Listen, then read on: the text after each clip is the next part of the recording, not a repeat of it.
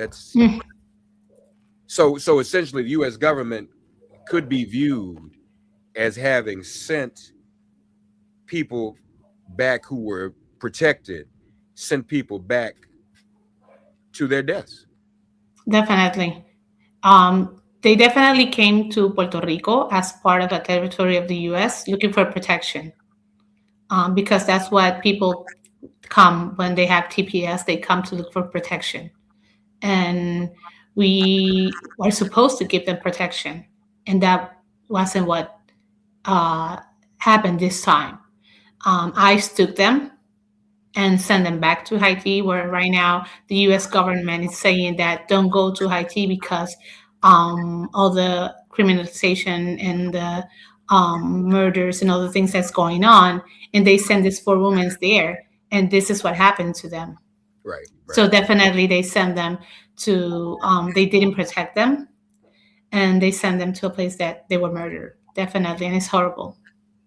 Tell us about your union and why you all are so involved in this.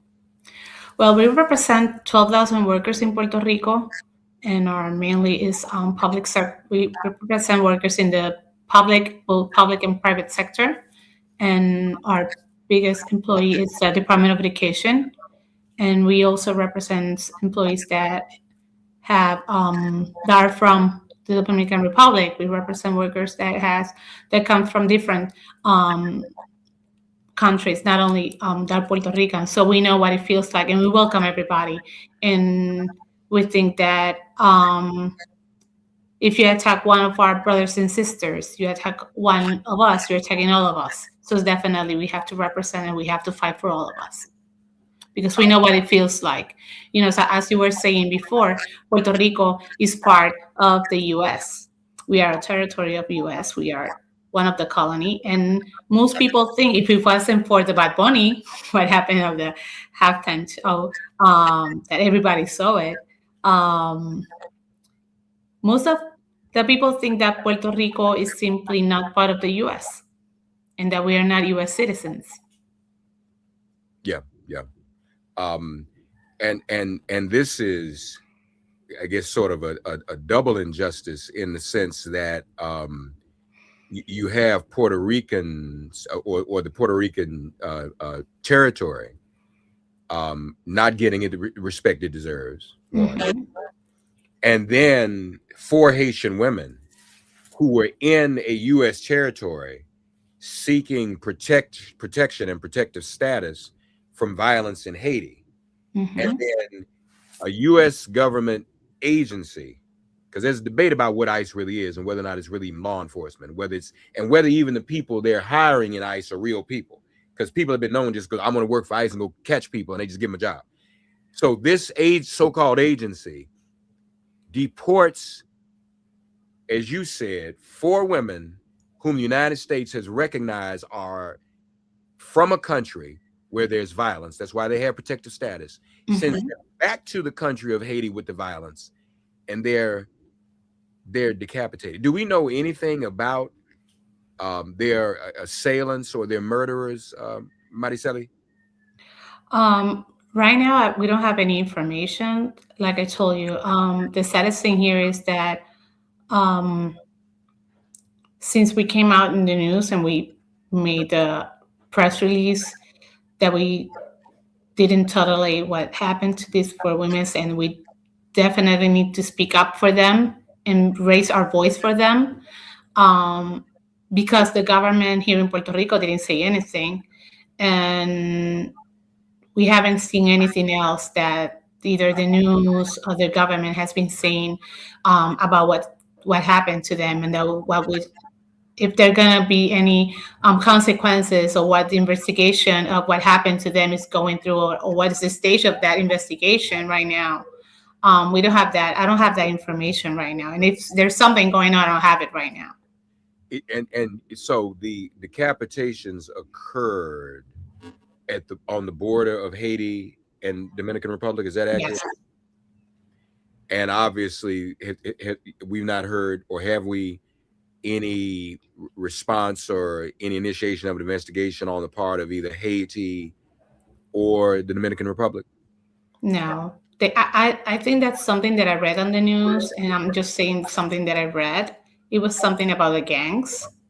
Mhm. So I think that that's the way they are relating it, and that was it. So I haven't seen any more ongoing investigation or ongoing news about it. It's like we just put on this release and that's it.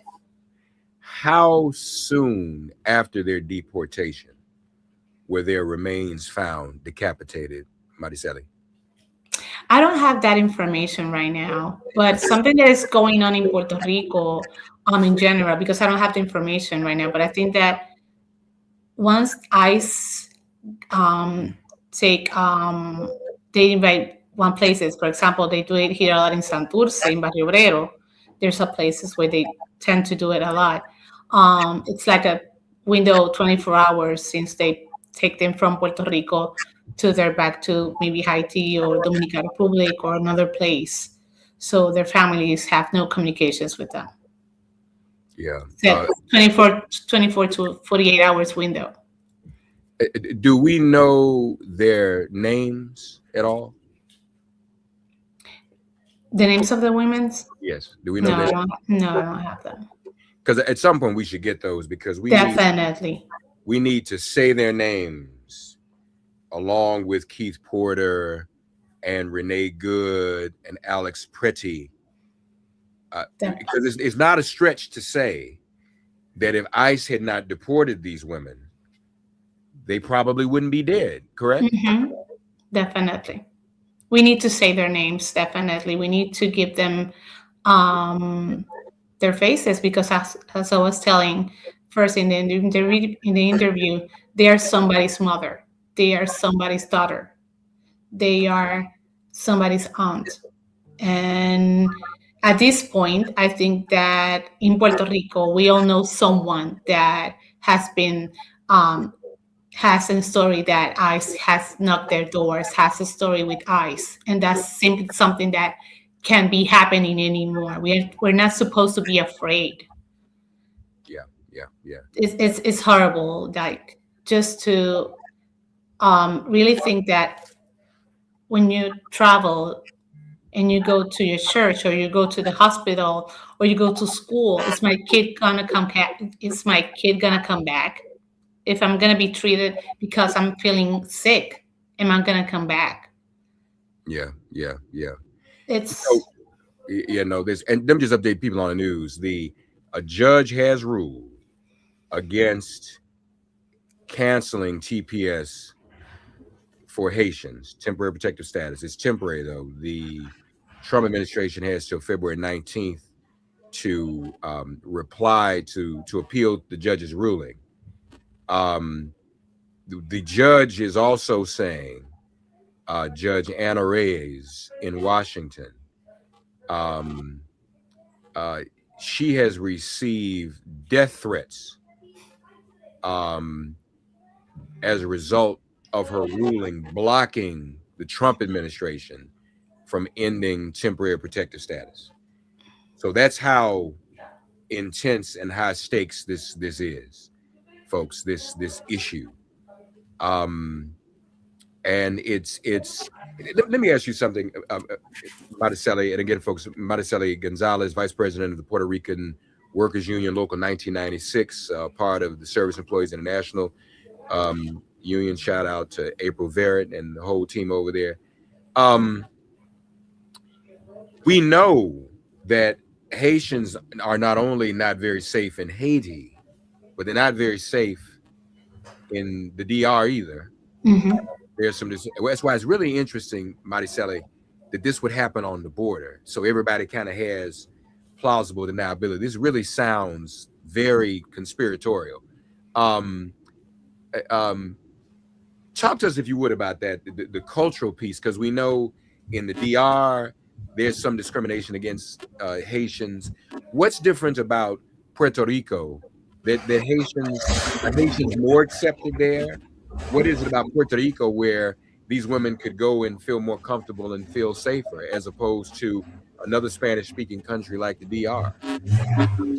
I think that Puerto Rico, what we have is our citizenship. Of course, we're U.S. citizens, and I think that of course they come because they feel welcome. We Puerto Ricans, we come from we are all from different colors, like I say, you know. Okay. So we are very welcoming people. It doesn't matter where you come from. We're always gonna give you something to eat. We offer you something like comfort food. We offer welcome you to our home, and this is how Puerto Ricans are. That's how we are. That's how we grow up to be. So I think that's how way that they feel welcome, and they also because they feel protected because they have TPS Mhm. because they feel that the government is going to protect them because that's what the government is supposed to be doing. Yeah, yeah. So that's I think that's the main reason why. Is you were saying before it's not they're not supposed to be feeling insecure and about what's happening with the judge. I think that it's very important that she stood up and she's doing what is right, what the judge is doing. Definitely provide them protection because they need it. Not only for the Haitians, you know, for the all the Americans in Central and South America that need TPS because they came to America to North to U.S. because America is a whole continent, right? Um, so they come to the U.S. because they need protection. And when TPS was provided, first was to give them protection and to make them feel safe. And they come to Puerto Rico to make them feel safe. So that's what we're supposed to be doing. Provide them that safety, provide them the needs that they have.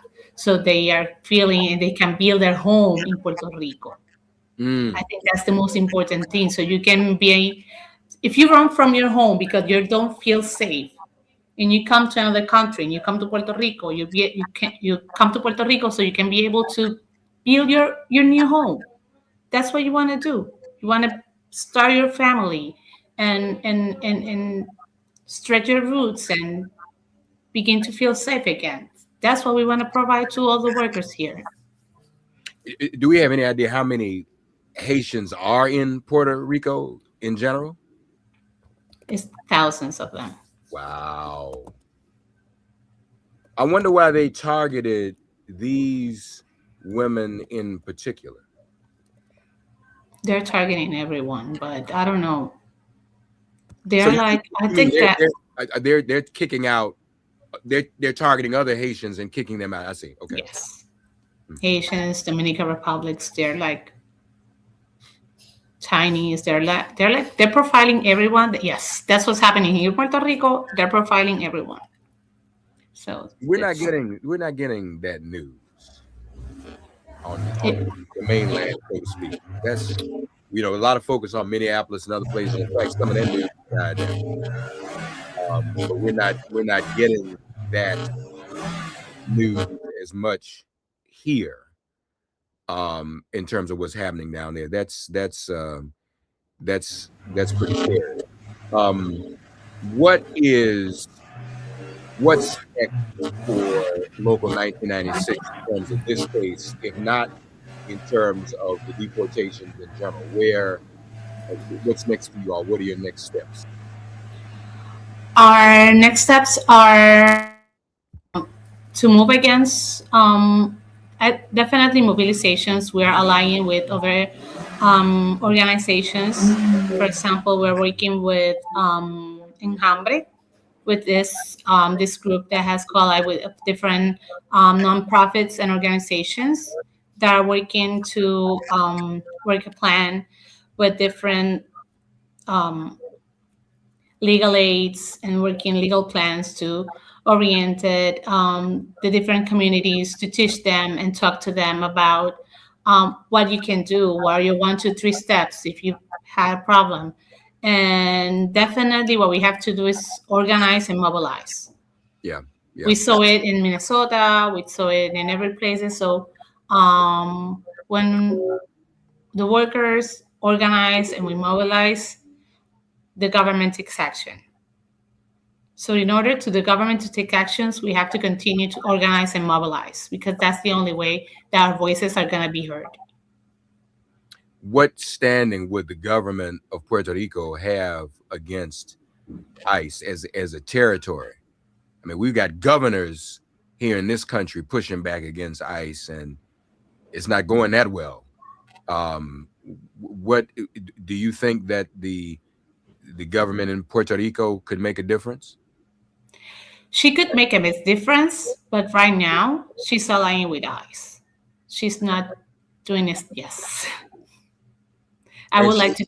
and I would like to tell you I'm- otherwise. I would uh, love to tell you otherwise, but it's not. Right now, she's not taking a step up and saying ICE is not going to be making more deportations here in Puerto Rico. I'm going to protect the people. That's not what is going on here in Puerto Rico. and we're talking about Jennifer Gonzalez Colon. Yes. She's the governor. Yes. Yes, she's And the governor. she's with ICE. Yes. Well, she hasn't. Well, I think that when you don't say, when you don't speak up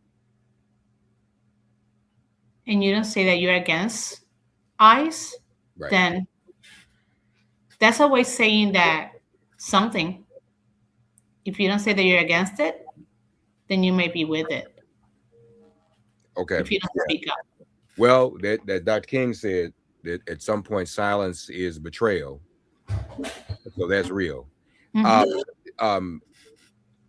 Mariceli Gonzalez of SCIU down in Puerto Rico. Mariceli, stay with me for a moment. We're going to do a little fundraising here for WPFW. Joining us now, our PD, our program director, Katia Stitt.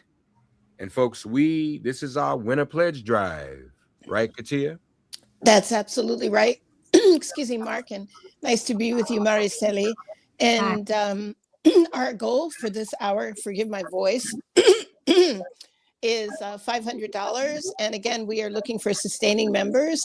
That would be a member that would pledge a certain amount every month. But today, Reverend Mark will get the entire amount credited. So if you're out there and you can do a sustaining pledge of $100, if we have 5 people doing that, we will make the goal. 6 people doing that will exceed the goal.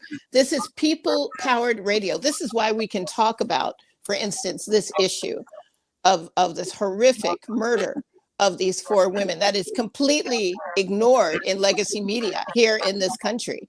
Completely ignored. And it's ignored for a reason. We have to remember that. We highlight these stories because the people deserve to know all that is going on. The people deserve to know how horrific these ICE policies have been and how detrimental they have been to families and to individuals and to communities, right? But legacy media doesn't want you to know that because they are in line with the governmental narrative that ICE is somehow helping us. We know better. We know better. And we also know that we keep us safe. But the only way we can keep us safe is to have the information that Michael Nacelle was on my mind. Sorry. Yeah, right. Reverend Mark is bringing forth this morning. So again, we ask you to please make that call, make that click that makes the difference. $500 to go. You can connect with us by going to WPFWFM.org. You can also go online. You can also, forgive me, you can also call by 800-222-9739 or WPFWFM.org. Those are the ways to connect, or 202-588-9739 if you prefer that local number. But please support the good work that Reverend Mark Thompson brings us every week. This is relevant, it's resonant, it's timely, and it's the information that we all need to know how we need to move in this world to protect us, all of us. Mark? Indeed. Thank you. Thank you so much, Katia. And do I have the Cash App right? On the screen, WPFWFM. That's right. $ WPFWFM. You got it right. So WPFWFM.org, 800-222-9739. And also $, WPFWFM. Please, ma'am, please, sir, we want you to give generously. Some of our other colleagues, peers in public media and listener supported media are going away by design. Now, the thing about PFW and Pacifica, the clown can't quite touch us that we know of. I mean, I know he's probably going to try to figure it out, probably listening right now. But as long as we're here, you see, we can do this. This can work. we are going to need this. I was just on a call with some journalists. What are we going to do? We're not getting accuracy out. Our guest, Mariceli, is talking about what's going on in Puerto Rico. Right. And legacy media is not covering that. And so it's going to take independent media like ours to do it. Right. Please, ma'am, please, sir, WPFWFM.org, 800-222-9739, Cash App WPFW FM. And Mark, could I just add one more thing to what you've just said? Right. It also takes, like, the guests that you choose, like Mariceli, it takes people on the other side, our guests, who are willing to step up and share information, to be courageous and share information. And also you have to remember, it's not just independent media, it's independent media that is really focused on the liberation of all people, because not all independent media is focused on that. We have to remember that. There's some independent media working for the other powers, right? We are working for the people. We are making sure that all people are liberated. That is the point of Pacifica. It always has been since its founding, with Lou Hill, who was a pacifist. We have to remember he was jailed over and over again for saying no to war, and wanting justice and peace. So this is critical independent media, but it's also media that's been people powered since 1977. So let's just keep that tradition going. Thank you. All right, thank you.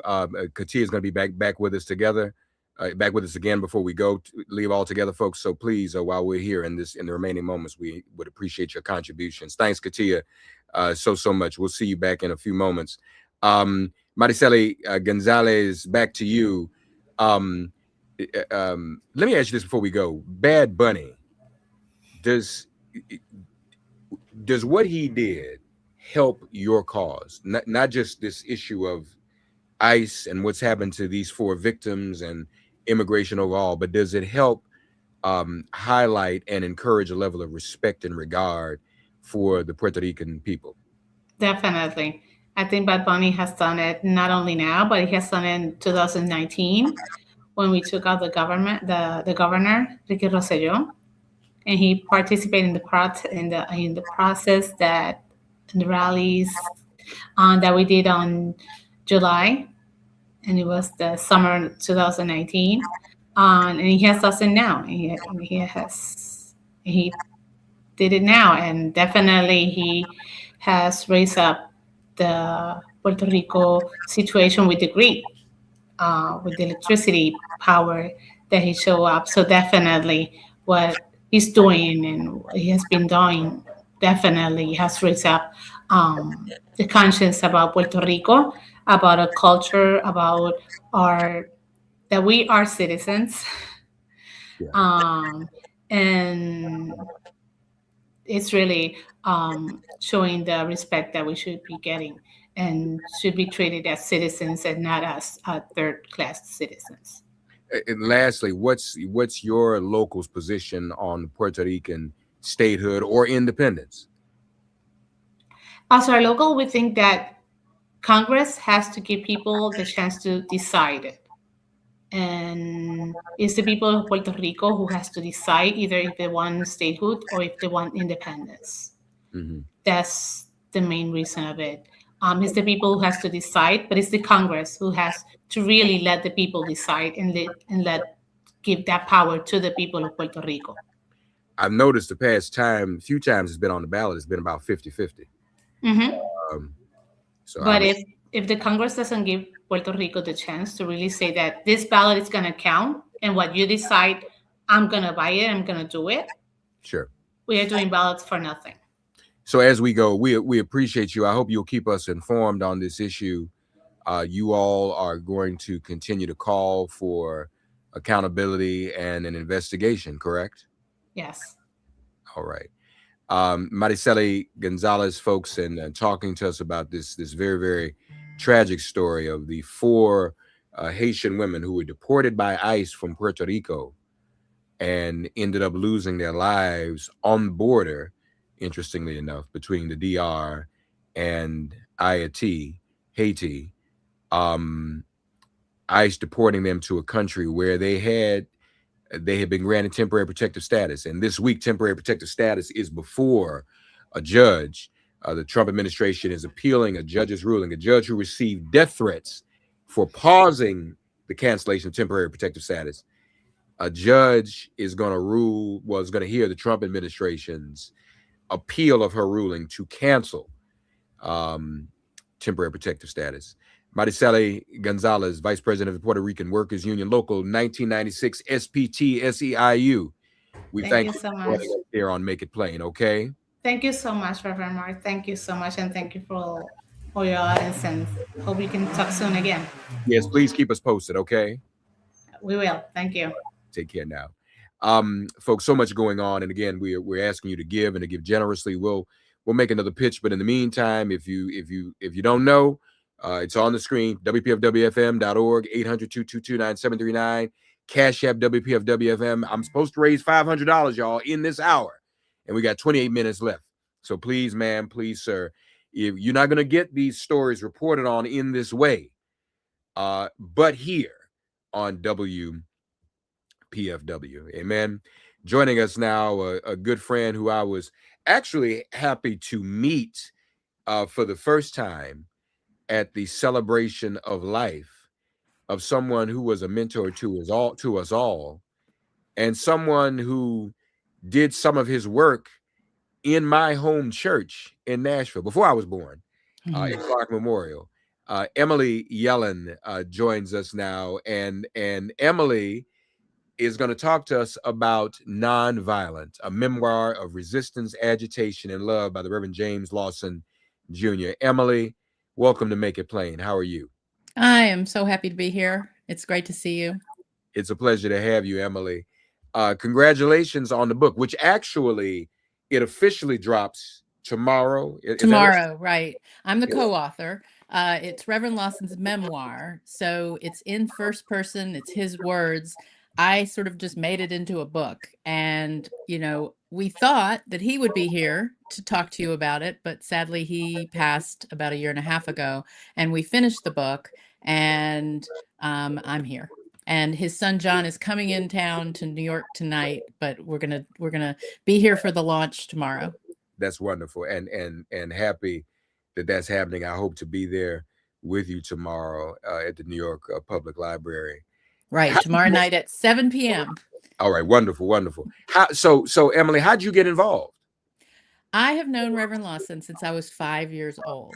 My parents and he and his wife were friends. They came to our house a lot, and also they worked together in the movement. And John and I, his oldest son, were in elementary school together. So in 1968, when the sanitation strike was happening in Memphis, Reverend Lawson was a parent in our first grade with my parents. And so that's how long I've known him and his family. And the family ties are very strong. There's a lot between us. And ultimately, in 2018, I'm a journalist, and in 2018, I interviewed him for a 10-part series I did for The Root called 1,300 Men, about the sanitation workers and their families. And he's the only one that wasn't a sanitation worker that I interviewed. We had reconnected. And in 2020, when the pandemic hit, I thought, I was talking to him one time and I said, have you ever considered doing your memoir? I would love to work on it with you. He asked his family, and he had to ask his family, and they agreed. And we started having phone calls. We were both at home, and he was in LA, I was in Memphis, where I live. And we had phone calls throughout the pandemic and beyond. And that's where this book came to be. And so I took those interviews and made them into, along with a lot of other things, made it into the book. Yeah, no, and so thankful that you did. A long history. Reverend Lawson early on, and of course, folks, the title of the book is Nonviolent, and that's no small thing, because Reverend Lawson decided at a very young age to practice nonviolence in terms of his conscientious objection to being in the military and going to war. Am I right about that? Yes. I can give you a little nuance to it as well. So the first scenes in the book are when he's 4 years old, and there's a story which I won't give away. I won't give away the beginning or the end, but it's a story where he encounters racism and fights back with his fist. And his mother ultimately says, Jimmy, what good did that do? And that was the first question. And then she said, there has to be a better way. And he spent his life looking for that better way rather than physical violence or any kind of violence. And so he was really primed at a very young age by his mom first. And then he encountered Gandhi and Gandhi's teachings, and he met Bayard Rustin. And so when it was time for him to register for the draft, he didn't register. He didn't cooperate. So he wasn't a conscientious objector. He could have been, but he chose not to participate in the selective service because he felt that it was racist. And he said something to me which I thought was really interesting and sort of good to explain his point of view. He said, "I was prepared to die for my country, but I was not prepared to kill for my country." And I think that sums up part of how he viewed the world and nonviolence. And so in the Korean War, because he didn't participate in the draft, he ultimately got arrested, and they made an example of him and sent him to federal prison. He was supposed to be there for 3 years. He got out after 13 months. But we found in his papers, which are at Vanderbilt University in Nashville, we found his diary or journal from prison, and it is just amazing. We edited it down, and actually when I read some of it to him, he was laughing because he was 22 years old and he was very earnest, you know. And he has this one part where he says, "Whereas Jim Lawson will something, something, something." And it was really interesting. But that journal is just, that shows you how he became who he was. It was his younger self, but you can see him consistently throughout his life from that. You can see where it came from. And it was after he got out of jail, Emily, that he journeyed to India. Right. He got out, and the Methodist Church sent him on a mission to India, and he was there for 3 years. And in his first few months, he met with some of Gandhi's followers. Gandhi had died by then, but he met with some of Gandhi's followers, and he met Nehru, who was the first president of India, and he really steeped himself in nonviolence. And he was there for how long? He was there for 3 years, and then he went to Africa. And he spent 3 months in Africa in the summer and met with leaders of the independence movement in Africa. And so it was really, he was meeting with them before they gained independence. He met Patrice Lumumba, who was later killed by the CIA. He met some other leaders that are all throughout. And it's just, to me, that's one of the most fascinating parts of the book. Yeah, that is fascinating. And that's, someone just wrote a book about Dr. King's relationship with African leaders, beyond borders, Dr. Jeremy Levitt down in FAMU. And that was not chronicled in one volume as well. And now we're hearing about Reverend Lawson and his relationship to African leaders. That's a very important history that we need to know. Yeah, I think it's important because he was inspired by them, but he also inspired them. And his journey there was something he had always wanted to do. And he recognized the connection, between a lot of oppressed people in the world. And this idea that nonviolence is a way to fight against oppression without imitating your oppressor. Yeah. He would say that. And you tell us more about that. He inspired them as well. Yeah. Mark, I'm getting a feedback, so I'm hearing myself twice. Oh, I'm sorry. Hold on. Let me adjust that. We're having some sound issues today. Hold on. I just. Okay, go ahead. Okay. That's much better. Thank you. It was just a little disconcerting. So, yeah. So, he inspired them because, we decided to use the words that were used at the time. So he said Negroes at that time. So I will say that. I don't usually use that word either, but he said that they weren't used to seeing American Negroes, and that in Africa, they believed, the people he met believed they were all being oppressed by white supremacy in the same way. And so the fact that he was an American minister who comes to Africa and was interested in Africa at that time, inspired them, and he, in his notes and in his letters, you can see he keeps in touch. There are letters from Odinga, Mm. and other people that were leaders in Africa throughout his life. So he really was a global force, but mostly in America, he was what Martin Luther King said, the leading proponent, leading theorist, leading strategist of nonviolence. Yeah, yeah, and that was quite an acknowledgement for Dr. King to give him. Right. Emily Yellen, the co-author of Nonviolent, a memoir of resistance, agitation, and love by the Reverend James Lawson Jr. Joining us quickly again now, our program director. And we're raising money today, folks. Katia, you're going to help us do that once again, please, ma'am. Absolutely. And indeed, we are raising money, and we have raised money. We have $350 to go. And again, riveting conversation with your guest, Emily, and this book that you all are discussing on Reverend Lawson. Again, it is Black History Month, but Black history is every day of the year, 365, as far as we're concerned here at WPFW. Although the information that Reverend Mark is bringing us today is extraordinary, as always. We have $350 to go. And if we look at that in terms of sustainers, that is one sustaining pledge of $30 a month. So if someone is out there and can do $30 a month, and come on now, we know you're paying more than $30 a month on cable. You're paying more than $30 a month on coffee. You're paying more than $30 a month on so many things. And we have to qualify this, if you're someone that has any modicum of privilege, because we know there are many that cannot afford that. And so we also keep in mind, when you make a pledge of support, you're pledging for those that need this information and who are in spirit supporting WPFW with their ears, with their energy, but cannot afford to pledge financially. So if you've done well and want to do something great, give that $30 a month, or two people at the $15 level per month. That will do it for our goal this morning.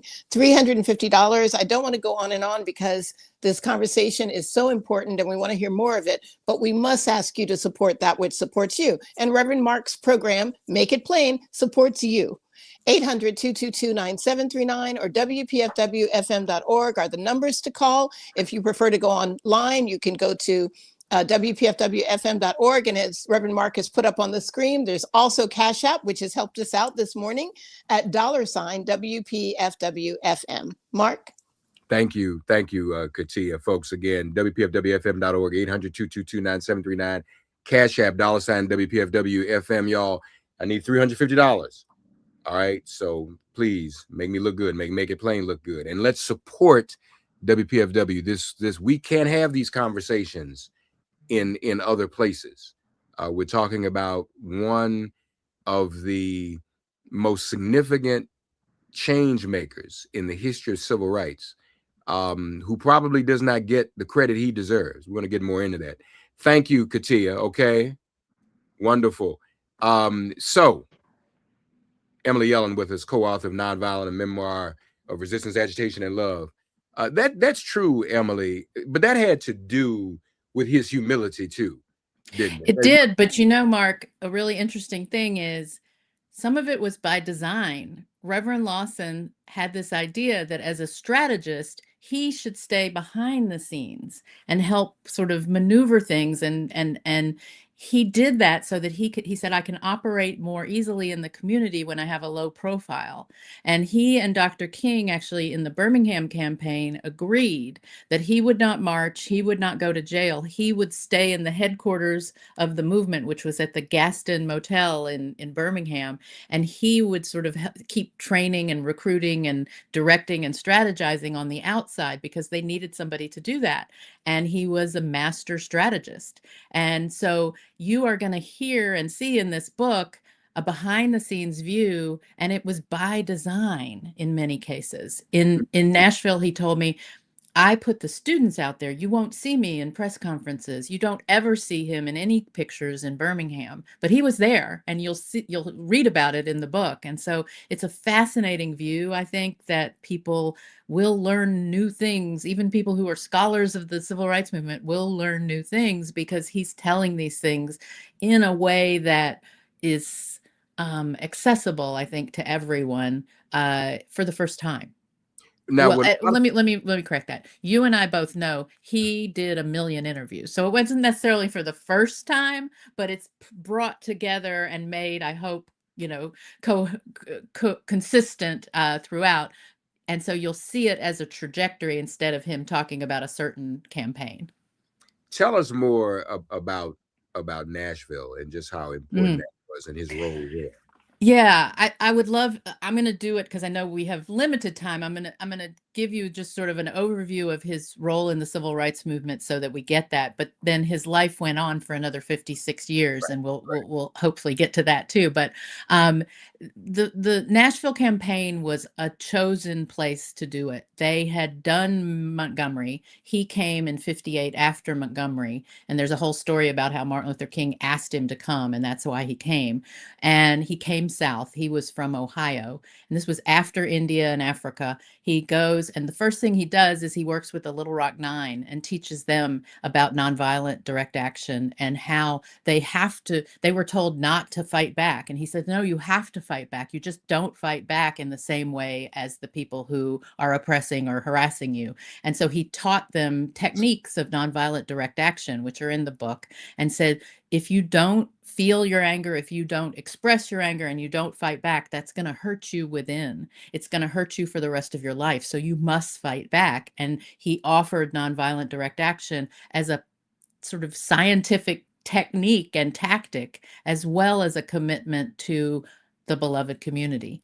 And so that's really the driving force behind all his work. And it certainly is parallel with Martin Luther King. And then Nashville was where he was living, and he knew there were 4 Black universities there. It was the right place to do it. And so for a year, they prepared. They met with people in the community. Then they recruited people like John Lewis and Diane Nash and Bernard Lafayette and so many others that became luminaries in the movement. He recruited them. He and Kelly Miller Smith in Nashville. And then they went and did the sit-ins in Nashville and desegregated a downtown. It was the first southern city that was desegregated, and they did it. And that's the thing. Nonviolent direct action was successful. And then the next thing he was at the Birmingham campaign. And again, that was where he was behind the scenes more. And then he was a freedom rider. That was before Birmingham. He was a freedom rider, and he taught nonviolent direct action in Parchman Prison when he got arrested in Mississippi for riding a bus into the city, an integrated bus. And then he was in Memphis, and his church was the headquarters for the Meredith March Against Fear, when then Stokely Carmichael, then Kwame Ture, but he was called Stokely Carmichael at the time, came, and he and Martin Luther King had the famous, Black Power or, Is that nonviolence. the image on the cover of the book? Yes. Is that, Yes. That's what I thought. That's what I Yes. thought. Okay. That the cover of the book is a picture of Reverend Lawson walking with Martin Luther King on one side and Stokely Carmichael on the other, and that's in Mississippi the beginning of the Meredith March. And then, of course, the Memphis sanitation strike, and that was he and Dr. King had agreed that the next step they had conquered segregation, at least in the physical sense, no more signs and that sort of thing, but they thought that was just the first step. They knew that their bottom line was always economic equality, economic empowerment, and that was what the sanitation strike embodied. And so immediately Dr. King knew that he had to be there because it was exactly what they were saying. And it was when the labor unions and the civil rights movement came together. And I know your first guest was a person from the labor movement. And so, that's a really important piece. And then Reverend Lawson carried that on. I mean, again, it was a tragic loss, obviously, a massive world loss that happened during the sanitation strike. But 2 weeks later, they did win the strike, right? So Mhm. Martin Luther King did not die in vain for that cause, right? That's where he was when he died. And Reverend Lawson, I think, carried that on for 56 more years. And he and Dr. King were the same age. And so I like to think that he was living the commitment and the work that King would have done had he lived. And so when you read the rest of the book, you see him with the same issues, the same thing. He moves to LA and he gets involved in making a more diverse labor movement in LA, working with Latino immigrant farm workers, Cesar Chavez, Dolores Huerta, and then he worked with something called Justice for Janitors, which was SEIU. And so he was teaching all of them the same things that they had used, the same tactics they had used in the civil rights movement. And then he also taught at UCLA for 20 years and worked with undocumented students. And so I like to say that Reverend Lawson's life in this book will show you a straight through line from Jim Crow to the civil rights movement to today, because he only died a year and a half ago. And he had some things to say about our current president. I'll just leave it at that, and you Of can read course. it in the book. Of course he did. And we're so thankful for his life. Let me ask this, Emily, before we go. Um, can this book, and again, congratulations on Thank Nonviolent. you. Reverend Lawson was a teacher. He was a Yes. trainer. Can Nonviolent serve to some extent as a manual or a textbook on how we can continue the nonviolent, the civil rights, and the labor work that he so successfully intersected? Yes. You see him fighting the exact fights that we are still fighting. And what he is an example of is the 95 years of that. And we like to say it's a guide. You will read it, you will understand much more what nonviolence is. And nonviolence is a direct, active alternative to violence. He would say violence destroys, nonviolence builds the beloved community. And so if you in this book, through his life, you will see an example of a man who was committed to raising other people up and being constructive instead of destructive. And I think it helps in this time we're in to show this is a long battle. You don't Yeah, get to march and go home and it's over. A that's right. march is just one aspect of nonviolent direct action, and there are so many more, and there's so much more you can do. And he would often say, nonviolence requires you to use your imagination, use your creativity. And if you look even now in Minneapolis, some of the demonstrations that they have done have been nonviolent. They sang songs outside the hotel where the ICE agents were staying about being, you don't have to do this, that sort of thing. That's a very creative way of demonstrating and showing a different way. And I think that's what we need now is Yeah, this commitment from everybody. And like I, as a white person, like to say, one of my mottos in all of this is Fannie Lou Hamer, who said, nobody's free till everybody's free. So that's I right. feel like this is my fight too, That's right. because I want you to be free so that I can be free so that we can all be free. That's right. That's right. Emily Yellen of Nonviolent, a memoir, Resistance, Agitation, and Love, available everywhere tomorrow. The Reverend James Lawson Jr.'s memoir. And Emily, quickly tell everybody. There we go. There it is. Tell everybody where they can go to find out where you'll be appearing and all. Yeah, so I have a website. We have a website for the book. It's nonviolentbook.com. Nonviolent book is all one word. We have all of our events. We're going to be in New York tomorrow night at the New York Public Library, 7 p.m. It's free, but you have to register on their site. We're going to be in Nashville on Wednesday at the Woolworth Theater, which is a theater built on the site where the Woolworths that they did the sit-ins are. So that's going to be amazing. And then on Friday, we'll be in Memphis at the National Civil Rights Museum, the site of the assassination. And then on Tuesday, the 24th of February, we'll be in Washington, D.C., and that's going to be really amazing. We're going to have Bishop Marianne Buddy and Karen Attia, who was the journalist who was fired from the Washington Post and for speaking out against Charlie Kirk. And we're the four of us, they and John and I are going to be on stage at the Martin Luther King Library in DC on the 24th at 7 p.m. And then we go to LA to Holman, to Reverend Lawson's church for 50 years. And his whole family will be there. It'll be amazing. Wonderful. Emily, congratulations. And we'll talk again. Okay. Folks, I speed read the book, so Emily's very disciplined. We want you to buy the book and read it. I was going to talk about everything and nobody would, because I would just told the whole story. But Emily, I'm glad you stepped in, Emily, and reminded me, Mark, don't do it, because I do that. You know, I just tell everybody. Rosebud was a sled, right? right. So, Emily, thank you. Love you. Okay. Love I'll you see you too. tomorrow night in New York. Okay. Please do. Thank you. Right. Wonderful. Thank you, Mark. Take care now. Emily yelling. Folks, we're going to get ready to get out of here. Studio, you're muted.